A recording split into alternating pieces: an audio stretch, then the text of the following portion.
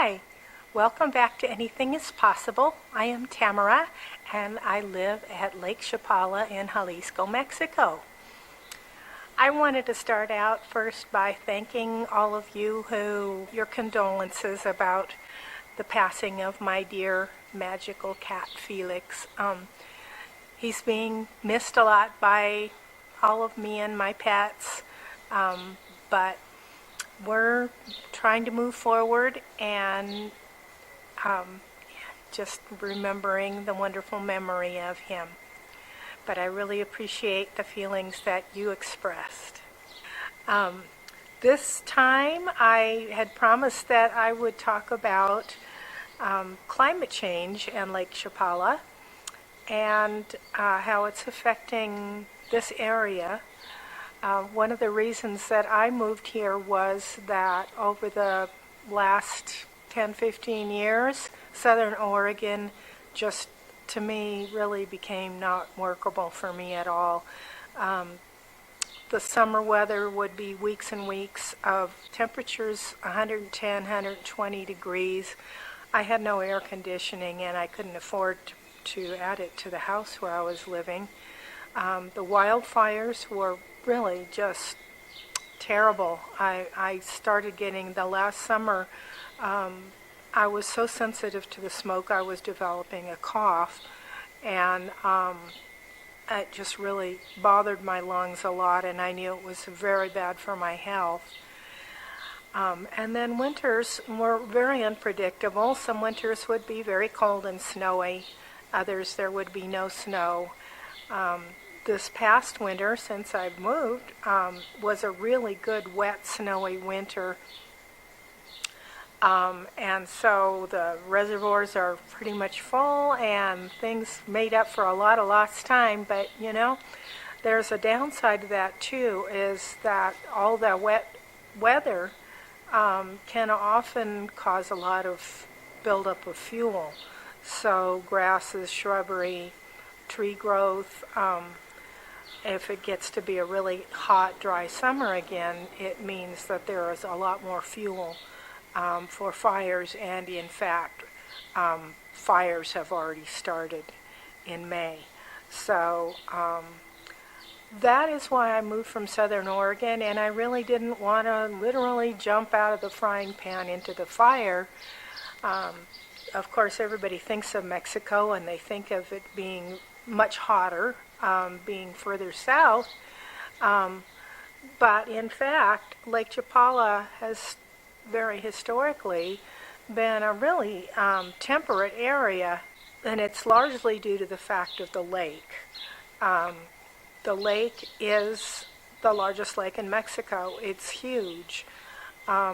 When you're in Ajijic looking across the lake, you are looking across the short distance.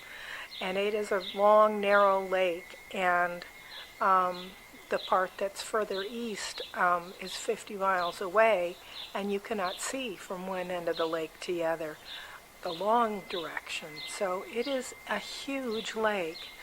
And what happens is the breezes come and they waft across this large expanse of water, and it has a really good cooling effect, and it keeps this area. The climate is just generally very, very wonderful all year. It's sort of like a lot of coastal regions.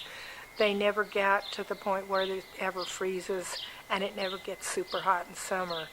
And that's what happens when you have a large expanse of water, is it has a real moderating effect on the climate. So that being said,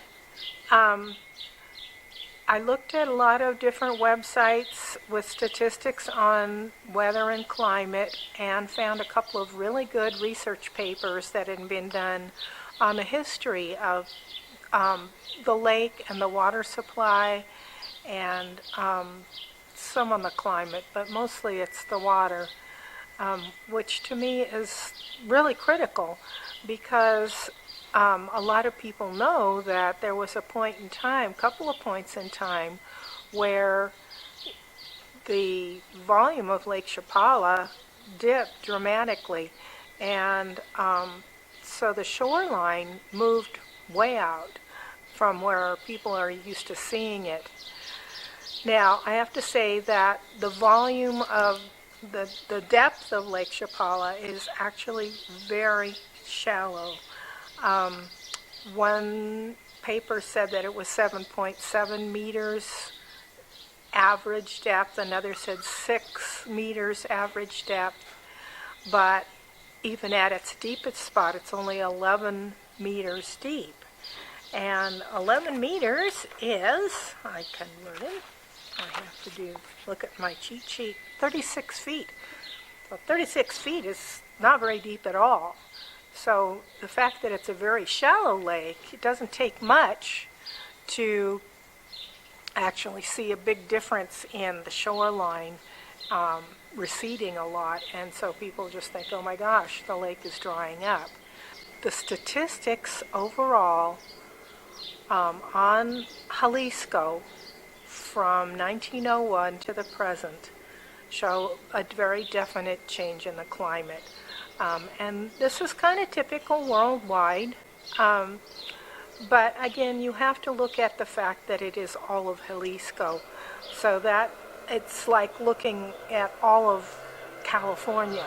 I mean, there's a huge, vast array of different microclimates and subclimates within the state of Jalisco, just like there is in California. There's high mountain peaks, there's desert, there's San Diego, and there's Mount Shasta, and you really have to consider that if you're going to average the entire state over a year, which is the minimum and maximum, all 4 seasons, day and night, and year after year, it's gathering a lot of data and lumping it all together.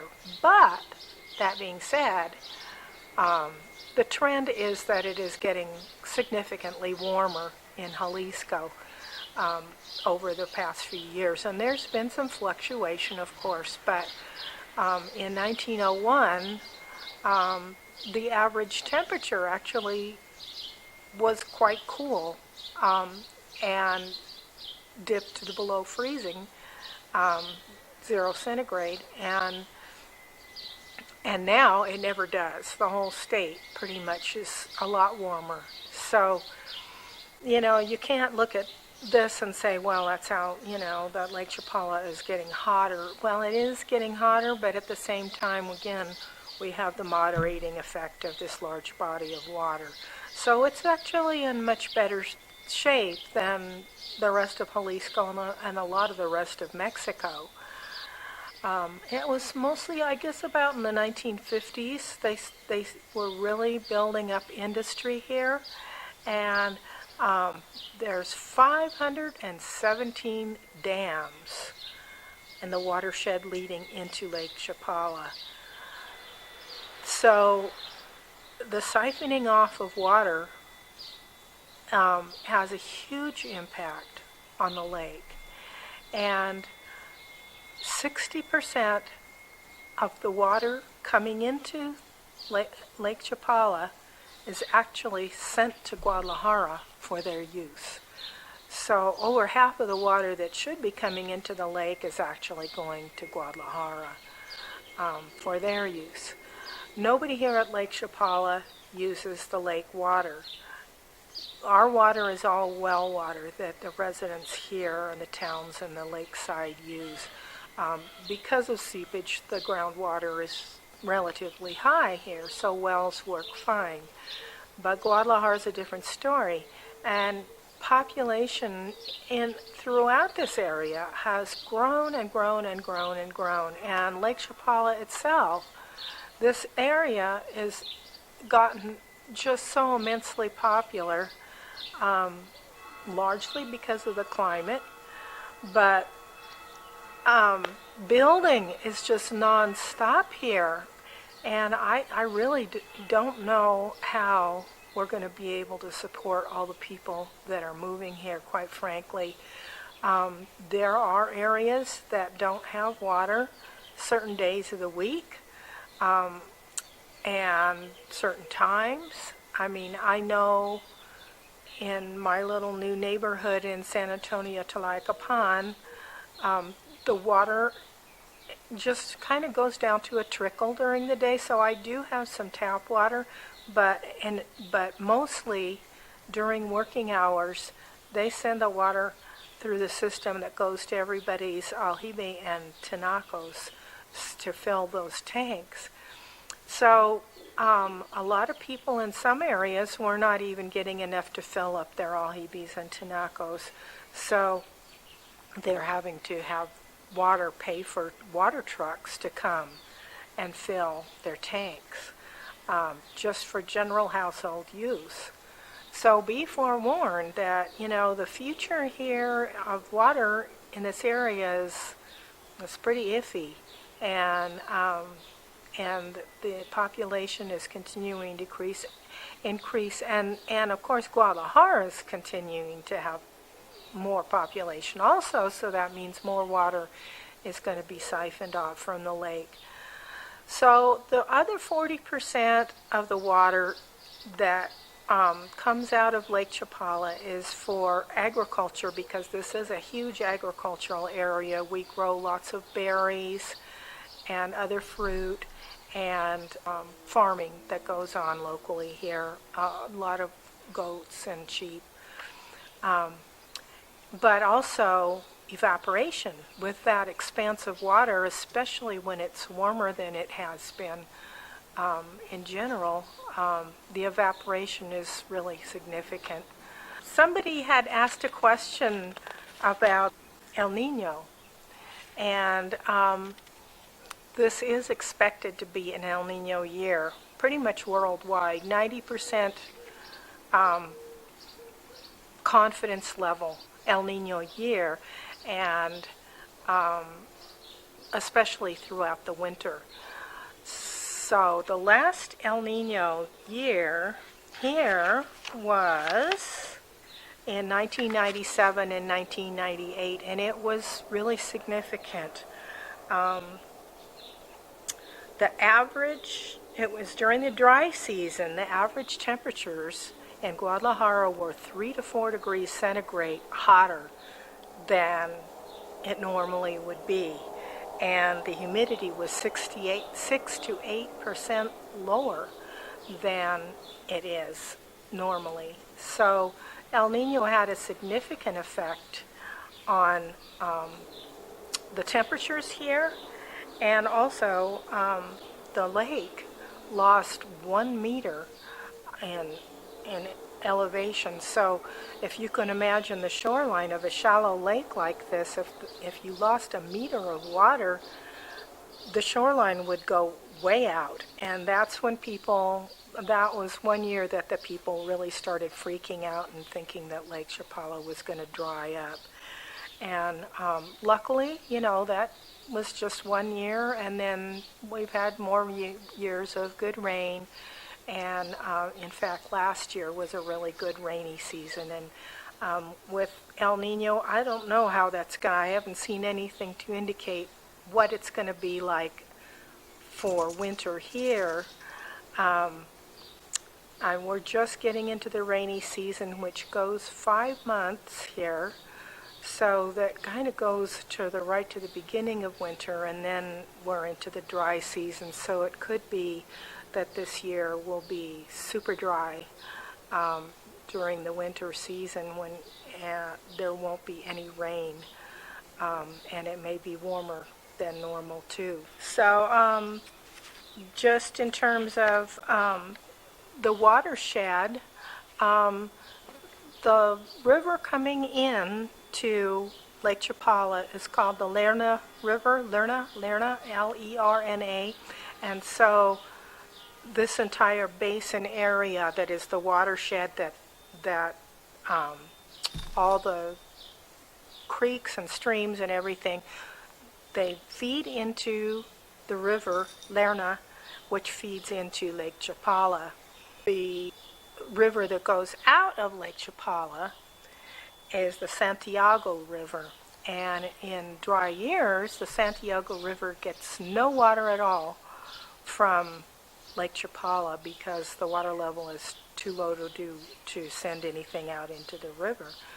On good years, the Santiago River gets the outlet from Lake Chapala will feed into the Santiago River. I am going to show some graphs of what the climate is like here. Most of what I am showing you is a relatively short time frame. It's kind of hard to get the long, big picture from this. The one chart that showed the average for the entire state pretty clearly indicates to me that we are warming up here. The charts that I show, that show the last decade or two, don't indicate a huge difference in the climate here. The trend tends to be the same in terms of the seasons and the monthly temperature, min and max. I mean, they bounce around like things do. Some years are hotter than others. Some months are hotter than others in some years. But overall, I would say that within the last 15 years anyway, there hasn't been a really dramatic change in the climate here.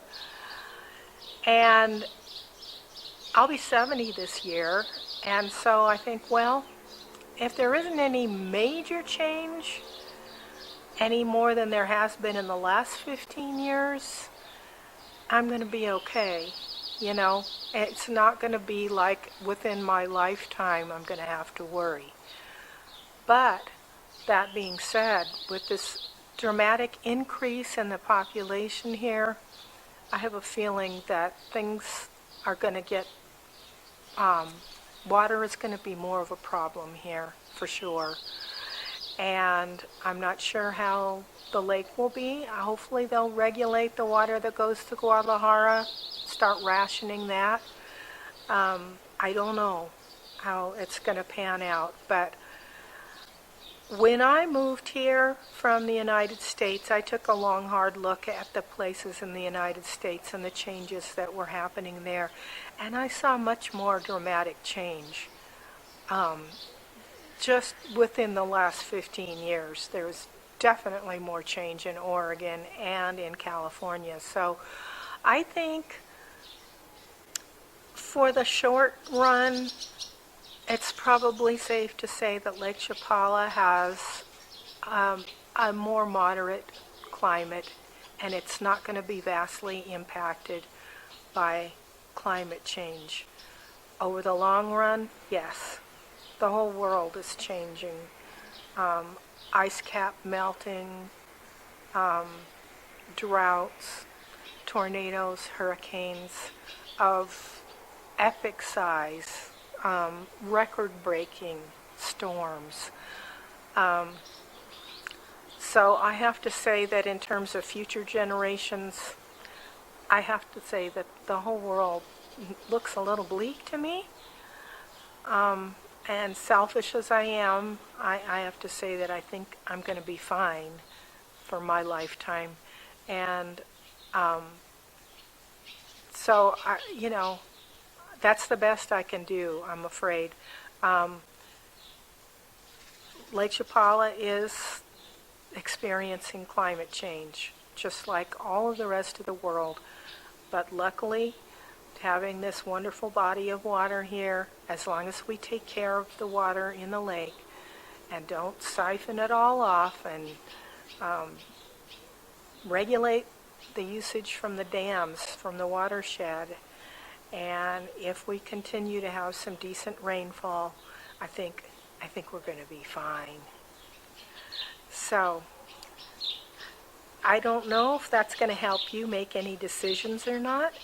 Part of me says, you know, see if you can't find someplace else in the world to go, because, you know, honestly, this area is just really saturated. I don't know how we're going to be able to support too many more people here.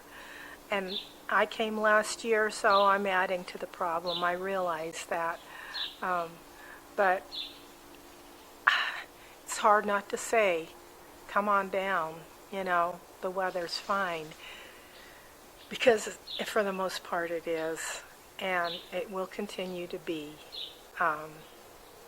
for the foreseeable future. So thanks for watching. I hope this helps some people understand what's going on in this little part of the world a little bit better. I don't know when I'll post again, but I'll see you next time. Bye.